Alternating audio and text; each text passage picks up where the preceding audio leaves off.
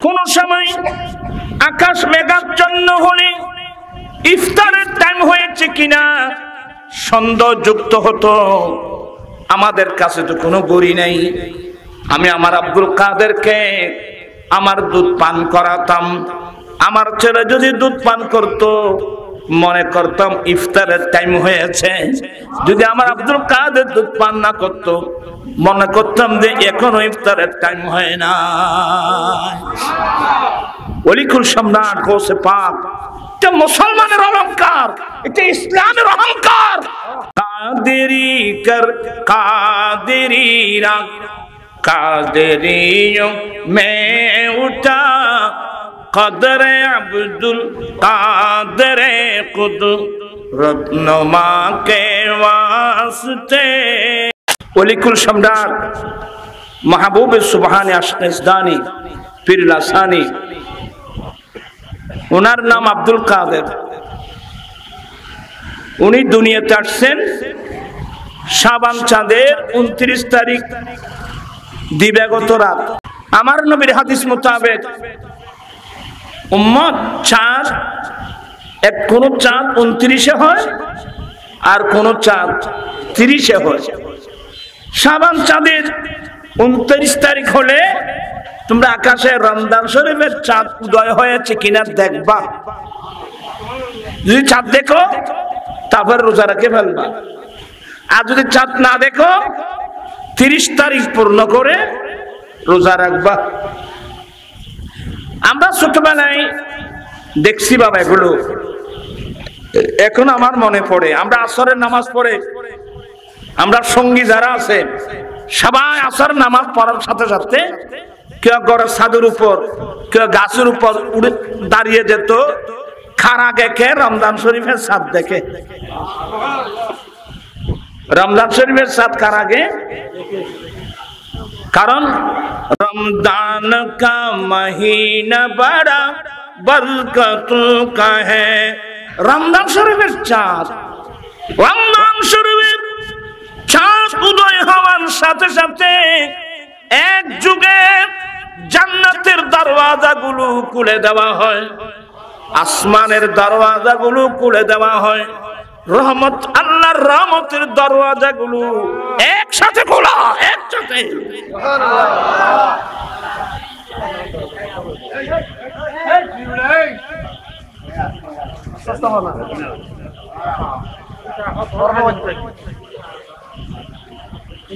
আসমানের রমজান শরীফের চাঁদ উদয় হওয়ার সাথে সাথে ইদা দাখালা রমাদানু ফুতিহাত আবওয়াবুস সামা ওয়া ফি রিওয়ায়াতিন ফুতিহাত আবওয়াবুর রাহমা। রমজান শরীফের চাঁদ যখন উদয় হবে, রমজান মাস প্রবেশ করবে, রহমতের দরওয়াজাগুলো কি করা হয়? খুলে দেওয়া হয়।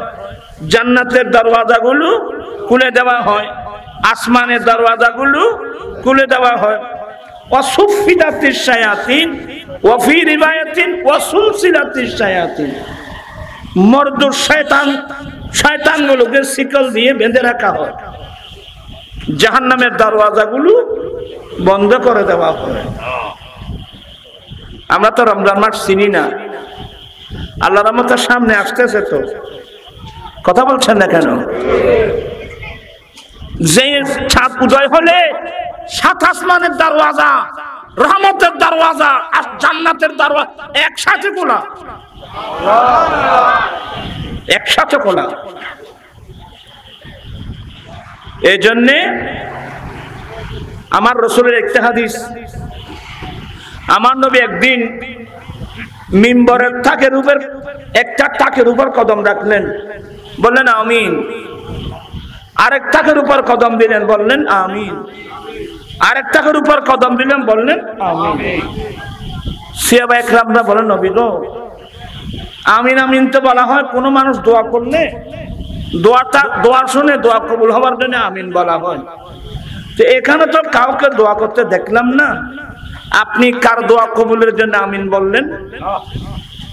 আল্লাহ নবী বলেন, এই আমার সাহাবা, আমি যখন এই মিম্বরের প্রথম তাকে কদম রাখছিলাম, জিবরিল একটা দোয়া করলেন, যে ব্যক্তি রমজান শরীফের মতো মাস পেয়ে আল্লাহর ইবাদত রিয়াজত করে কেঁদে কেঁদে জীবনের গুনাহগুলো মাফ করাতে পারে নাই, তার উপর আল্লাহর অভিশাপ।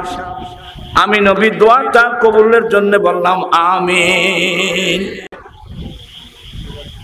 রমজান শরীফের মতো মাস পেয়ে যারা ইবাদত রিয়াজত করে নিজের জীবনের গুনাহগুলো মাফ করাতে পারে নাই, তাদের উপর আল্লাহর অভিশাপ। জিবরিল দোয়া করলেন, আমি আমিন বললাম। দ্বিতীয় তাদের উপর কদম দিলাম, জিবরিল আরেকটা দোয়া করলেন, যে ছেলে মা বাবা পেয়েছে, যে ছেলে মা বাবা পেয়েছে, যে ছেলে মা পেয়েছে বাবা পায় নাই, অথবা মা বাবা দুজনকে যে ছেলে পেয়েছে মা বাবা খেদমত করে করে দুনিয়ায় থাকতে জান্নাতের টিকিট নিতে পারে নাই, ওই ছেলেদের উপর আল্লাহর অভিশাপ। আমি নবী সমর্থন করে বললাম আমিন। এখন মা বাপ নসিবের বোন নেই, নসিব খারাপ। আমার রাসূল বলছেন তাবরানী শরীফের হাদিস, আমাদের জান্নাত আমাদের মা বাবার পায়ের নিচে। মানে মা বাবার খেদমত করে যদি মা বাবার অন্তর জয় করতে পারি, আপনি আমি দুনিয়া থেকে জান্নাতের টিকিট পেতে পারবেন।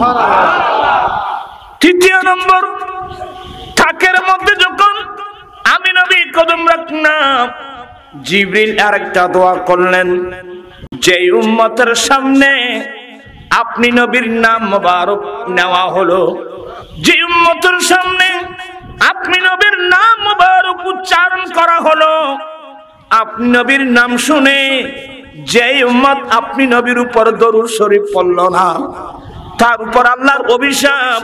আমি নবী সমর্থন করে বললাম যে আমিন।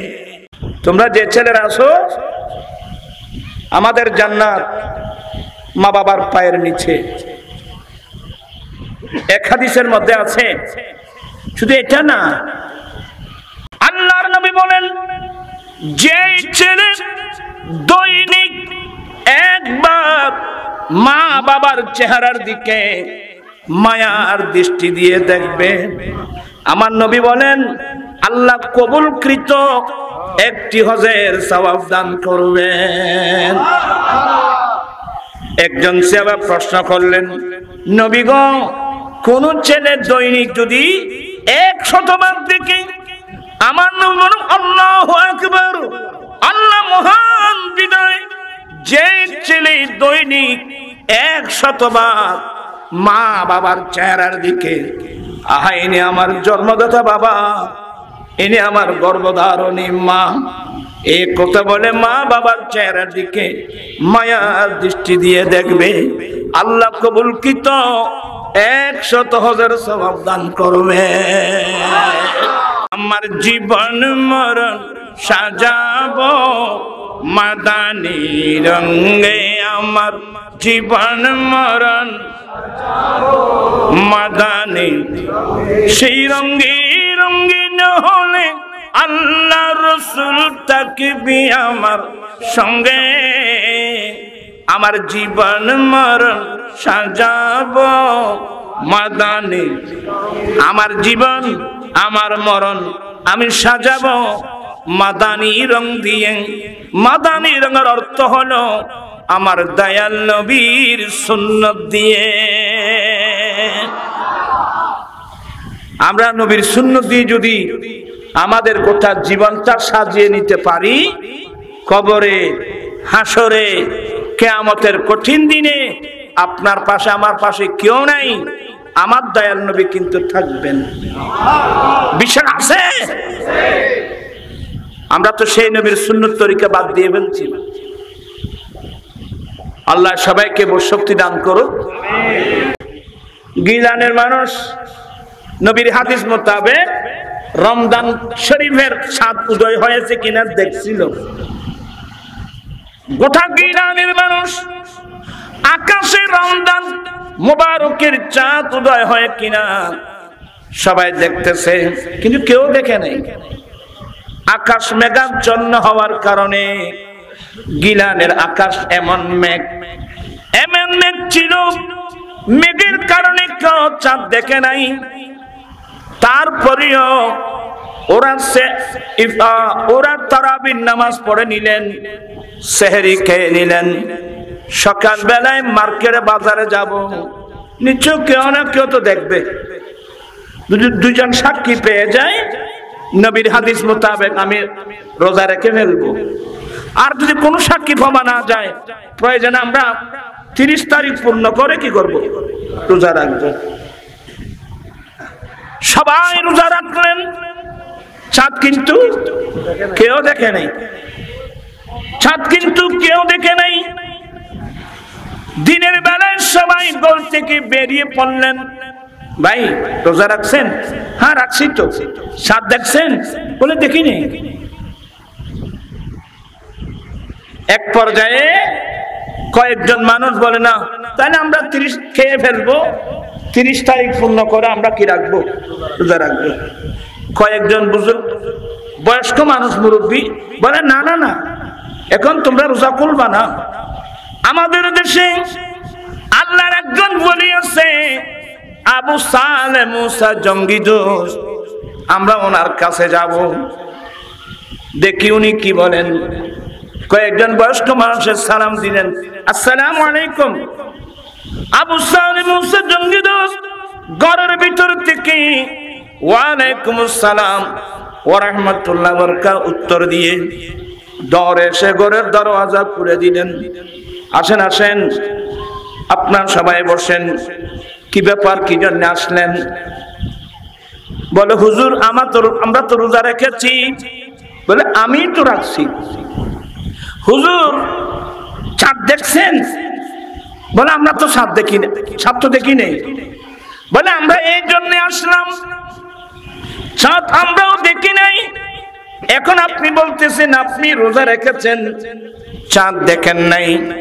নবীর হাদিস মোতাবেক আমরা আজকে খানা পিয়া খেয়ে ফেলবো, 30 তারিখ পূর্ণ করে আমরা রোজা রাখবো। আবু সালেহ মুসা বলেন, অবাই গিলানের ভাই বন্ধু, আমি আমার কুফানের চোখে রমজান শরীফের চাঁদ দেখি নাই, তবে আমার দৃঢ় বিশ্বাস গতকালকে সন্ধ্যায় গিলানের আকাশে রমজান শরীফের চাঁদ উদয় হয়েছে।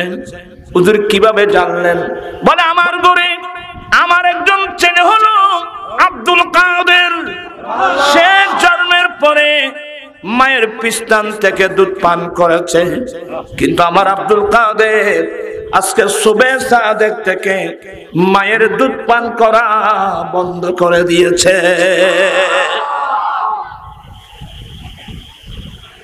আসলে গৌসে আজম এমন একজন ব্যক্তিত্ব, কেউ দাঁত ছাদ দেখে নাই, উনি দেখছেন। আল্লাহ ওনাকে কত বড় পাওয়ারফুল ওলি বানিয়েছেন। উম্মুল খায়ের ফাতেমা গৌসে পাকের আম্মি জান বলছে যে আমি গোটা মাস পরীক্ষা করেছি, আমি আমার এই ছেলেকে গোটা মাস পরীক্ষা করেছি। কোন সময় আকাশ মেঘাচ্ছন্ন হলে ইফতারের টাইম হয়েছে কিনা সন্দেহ যুক্ত হতো। আমাদের কাছে তো কোনো গড়ি নাই। আমি আমার আব্দুল কাদেরকে আমার দুধ পান করাতাম। আমার ছেলে যদি দুধ পান করত, মনে করতাম ইফতারের টাইম হয়েছে। যদি আমার আব্দুল কাদের দুধ পান না করত, মনে করতাম যে এখনো ইফতারের টাইম হয় না। ওলিকুল সম্রাট গৌসে পাক, এটা মুসলমানের অলংকার, এটা ইসলামের অহংকার। আল্লাহর বড় শুকর, আমরা গুনাহগার হলেও সে গৌসে পাকের তরিকার মধ্যে আমরা অন্তর্ভুক্ত হতে পেরেছি। খুশি না বেজার? এই যে গৌসে কমিটির ভাই বলতেছেন, এটা আমার গৌসে পাক থেকে গৌসে কমিটি বলে। কথা বুঝেন? সবাইকে অনুরোধ জানাবো, আমরা আল হযরত প্রায় সময় দোয়া করতেন, কাদেরি কর কাদেরি রাগ कादरियों में उठा কদরে আব্দুল কাদের কুদরত নুমা কে ওয়াস্তে। চিৎকার দিয়ে বলুন না সুবহানাল্লাহ। তবে আমি কাদেরি বললে, আমি তরিকতপন্থী বললে, আগে তো যেমন কি ছিলাম জানি না, কিন্তু যখন থেকে হক্কানি রব্বানি পীরের হাতে বায়াত হলাম তখন থেকে আর নবীর সুন্নত বিরোধী একটা কাজ কিন্তু আমরা করতে পারবো না, একটা কাজ করতে পারবো না। আসলে অনেক দূরে চলে আসলাম। গৌসে পাকের বড় কারামত অন্য কোন আউলিয়া ইকরামের জীবনে পাওয়া যাচ্ছে না। যেদিন দুনিয়াতে আসছেন সেদিন থেকে গোটা মাস ব্যাপী কি রাখছেন? রোজা রাখছেন। আপনার কি বিরক্ত হচ্ছেন? রোজা এমন এক জিনিস, আচ্ছা আসলে তো আমি যুগ ভরাও না টাইম কত দূর সময় না মারতো 11টা হম না। ওলিকুল সম্রাট গৌসে পাকের এই আলোচনা থেকে ভাই মোবাইল বন্ধ করে দিয়েছে, ওটা নবস আয় গেলে হবি। আজকে যে আমাদের দেশে বিয়ে করতে গিয়ে যৌতুক দাবি করে, ইকেজু আছে না তোমার? আর ইকেজু তাই একটা ওয়াজ খ্যান করে করতে করতে লাগবে।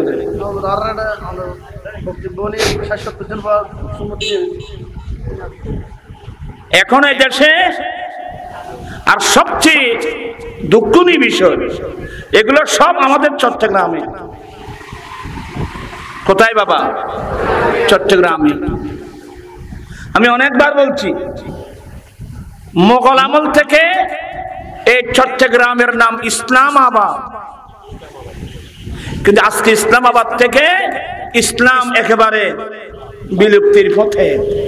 আমি যখন নর্থ বেঙ্গলে যাই, পঞ্চগড়, নীলফামারী, আর রংপুর, দিনাজপুর, সৈয়দপুর, ওইদিকে যাই, যৌতুকের বিরুদ্ধে কথা বলি, বলে হুজুর আমাদের এখানে এগুলো নাই। তখন আমি লজ্জায় ভেঙে পড়ি, হায় আল্লাহ, যেখানে থাকার কথা ওখানে নেই, আর যেখানে না থাকার কথা এখানে বেশি। আর দেখলাম এটা কিন্তু আমার কাজ না, এটা সরকারের কাজ। এটা কার কাজ? এই যৌতুক বন্ধ করা, এটা কাজ কাজ। আমি অনেক সময় রাগ করে বলছি, যে দেশের প্রধানমন্ত্রী মহিলা, যে দেশের বিরোধী দলীয় নেত্রী মহিলা, যে দেশের স্পিকার মহিলা, যে দেশের শিক্ষামন্ত্রী মহিলা, এতগুলো মহিলা মন্ত্রী থাকতে নারী জাতির উপর যৌতুক প্রথা থাকতে পারে কিভাবে? আমি একজন মোল্লা মানুষ, মোল্লা বলে আর কি, হুজুর বলে আর কি, আমার মানবতা আমাকে বাধ্য করেছে। যৌতুক বিরোধী বক্তব্য শুরু করলাম লালদিঘির পার্ক, জমিয়তুল ফালা ময়দান, জাতীয় প্রেস ক্লাব, গোটা বাংলাদেশের বিভিন্ন জায়গায় জাতিকে সচেতন করার জন্য আমার লক্ষ লক্ষ টাকা ব্যয় হচ্ছে।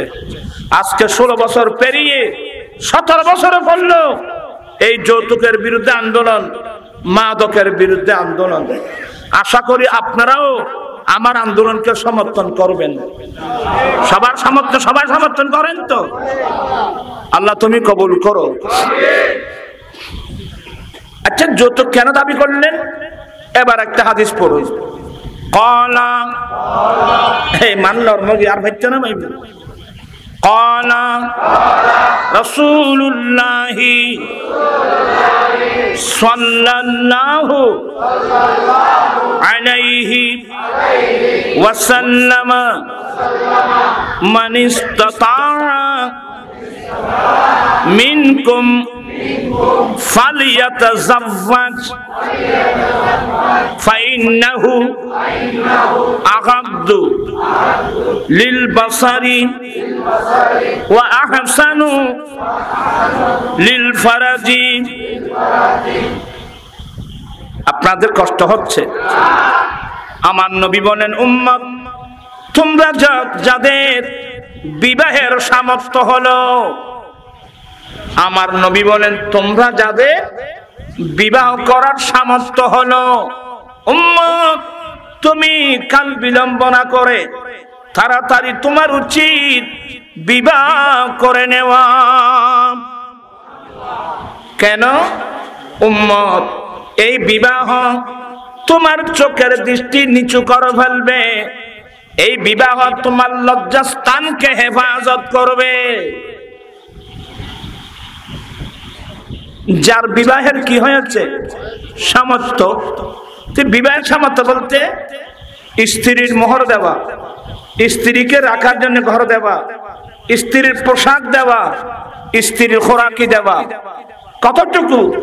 বিল মারুফ, একেবারে উন্নত মানেরও না, একেবারে নিম্ন মানের না, মধ্যম পন্থায়। আজকাল তো বোন মাই কন্ডিশন দেখছে সিটাংশর ফ্ল্যাট বাড়ি আসেনি, এ মাই ভাই কোন বিয়ে না করছো, তোরে মারিয়ে ফ্ল্যাট বানিয়ে ফেলিব, ফ্ল্যাট বাড়ি তো আদি কোনো লাভ চেতনা করিবে। এখন এদের কাছে কোনো আদর্শ বলতে কিছু নেই, নবীর সুন্নাত বলতে কিছু নেই, আল্লাহর উপর তাওয়াক্কুল নেই। আচ্ছা, আবু সালেহ মুসা জঙ্গি দোস্ত, ওনাকে মেয়ে বিবাহ দিলেন, গৌসে পাকের নানা আব্দুল্লাহ সমাই ওনার বাড়িঘর দেখতে গিয়েছিল। ওনার বাড়িঘর দেখতে হবে না, দেখতে হবে ছেলেটার অন্তরে আল্লাহ আছে কিনা, তাকওয়া আছে কিনা। তাকওয়া থাকলে এই ছেলে কোনোদিন আমার মেয়ের সাথে ব্যভিচার করবে না। আমার নবীর হাদিস মোতাবেক অন্তর দিয়ে ভালোবাসবে। তো হুজুর, তো সামর্থ্য মানে এক নম্বর কি দেওয়া? মোহর। দ্বিতীয় নম্বর স্ত্রীকে রাখার জন্য ফ্ল্যাট বাড়ি গাড়ি লাগবে না, নর্মাল একটা ঘর হলো চলবে। কথা বুঝাচ্ছে? পোশাক দেওয়া, খোরাকি দেওয়া, এ সামর্থ্য যার হলো তাকে আমার নবী বলছেন যে বিয়ে করো। ওয়ামান লাম ইয়াস্তাতি মিনকুম, উম্মত যার বিবাহের সামর্থ্য নাই, মানে স্ত্রীর মোহর দেওয়া, স্ত্রীকে রাখার জন্য ঘর দেওয়া, খোরাকি দেওয়া, পোশাক দেওয়ার সামর্থ্য যার কাছে নাই, তুমি নিজের যৌবনতাকে কিভাবে কন্ট্রোল করবা?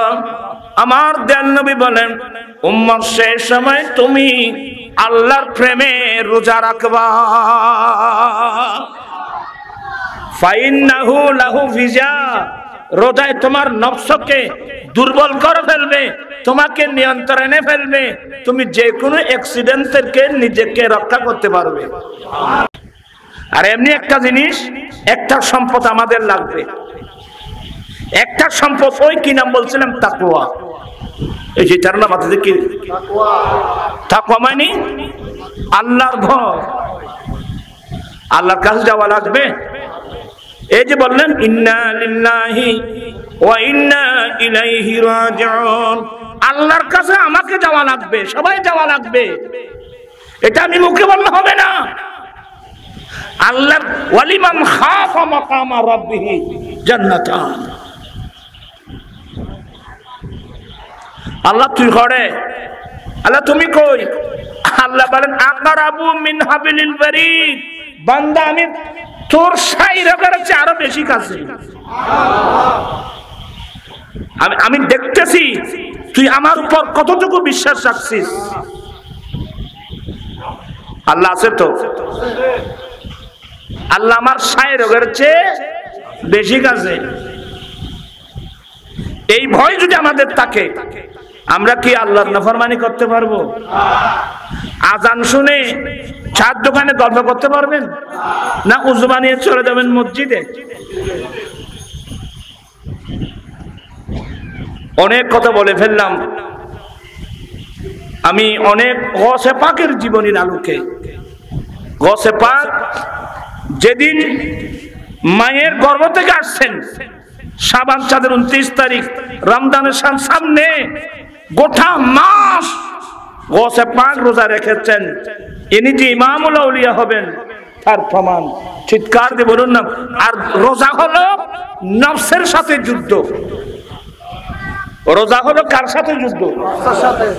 নফসা বলতে বেশি গরম পরে দিন লম্বা হয়ে গিয়ে এখানে খাইবে লাগছো না বলতেছে না অনেক। আর বোধা কিন্তু দোয়ানো দেখাইবে না পরিপদ খালিপদ। হ্যাঁ, সাবধান।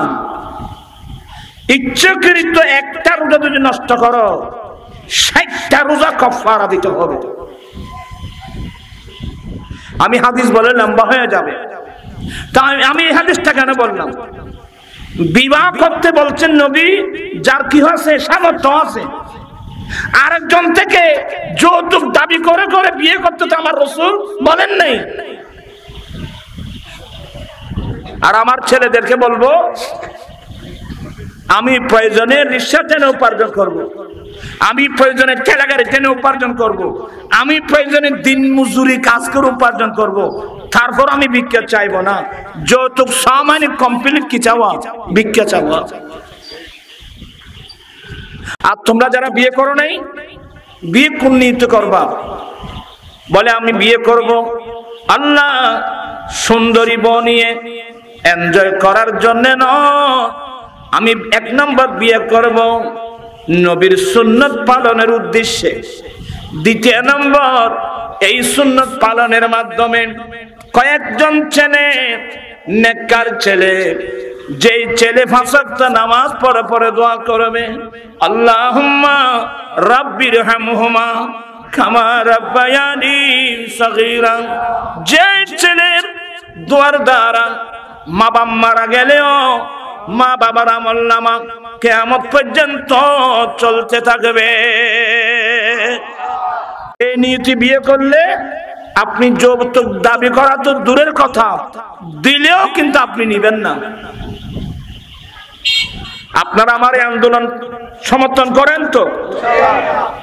আচ্ছা, আমার ওয়াজ শুনে কে কে যৌতুক ছাড়া বিয়ে করবা? হাত উঠায় ওয়াদা করতো, আমি দেখবো। 1 2 3 4 5 বালা করে তুলুন, হ্যাং করে তুলুন। নারায়ে তাকবীর, নারায়ে রিসালাত, নারায়ে গাউসিয়া। আয়াল্লাহ, অনেক ছেলে হাত উঠে ওয়াদা দিয়েছে এরা যৌতুক ছাড়া শাদী করবে। আল্লাহ তুমি তাদের ওয়াদা কবুল করে নাও। প্রাণপ্রিয় সুন্নি মুসলিম ভাইয়েরা, আপনাদের জন্য একটা বড় পুরস্কার।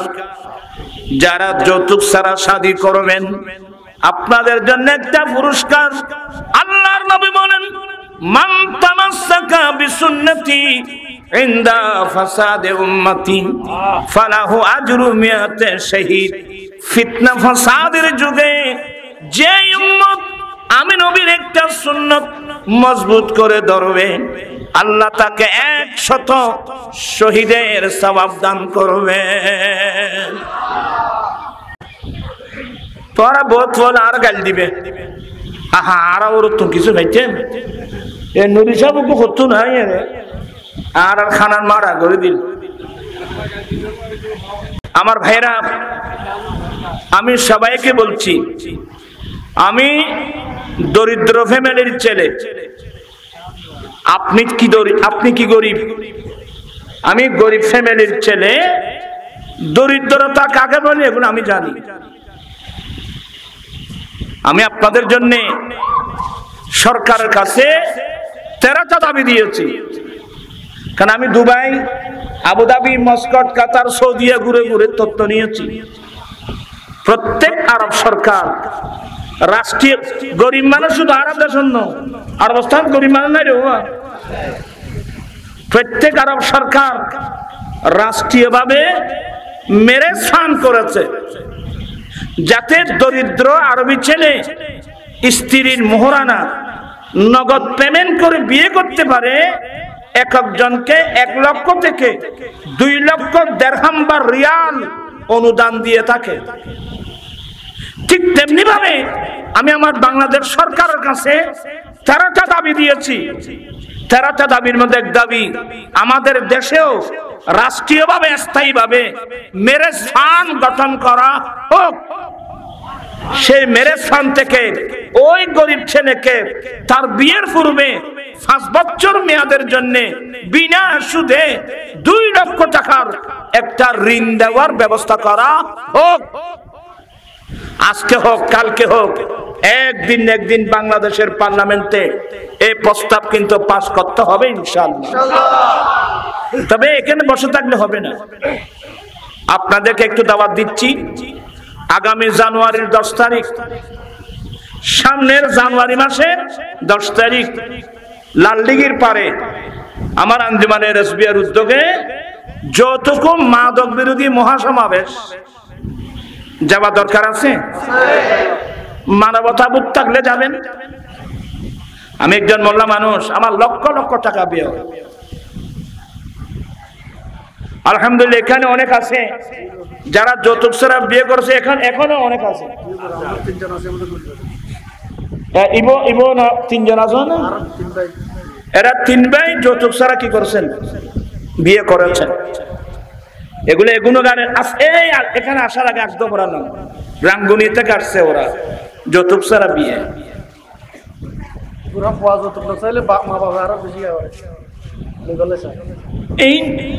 তারা হয় আল্লাহ দিয়ে ঘুরানি বন্দা দিয়ে আসা, তারা বলবো হয় না, হয়তো আল্লাহ দিয়ে ঘুরানি বন্দা দিয়ে ইবে খাওয়ানোর ঘরে ফুয়ার বিয়ে দেখতে আসছি।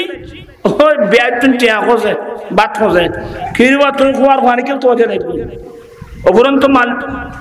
অফুরন্ত সম্পদের মালিক আছে না নেই? তা আসলে এগুলো আল্লাহর উপর কি থাকতে হবে, তাওয়াক্কুল থাকতে হবে, ভরসা থাকতে হবে। আমার রিজিকের মালিক তো আল্লাহ, আমি কেন বন্দার দিকে হাত টানবো?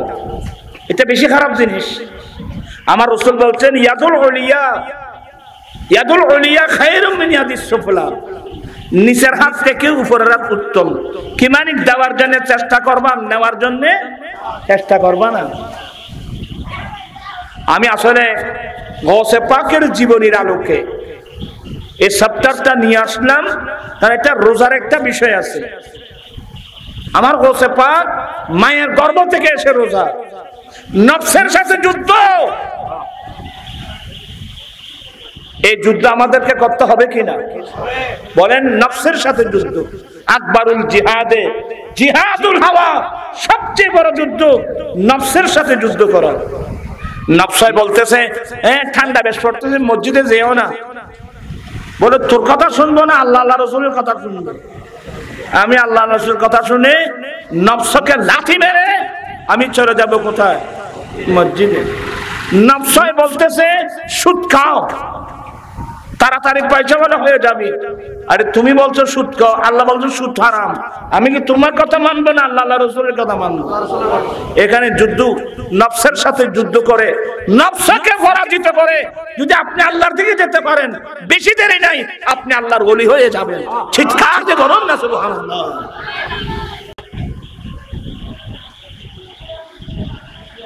আরেকটা সম্পদ, আমি প্রায় সময় নজরুলের কথা বলি।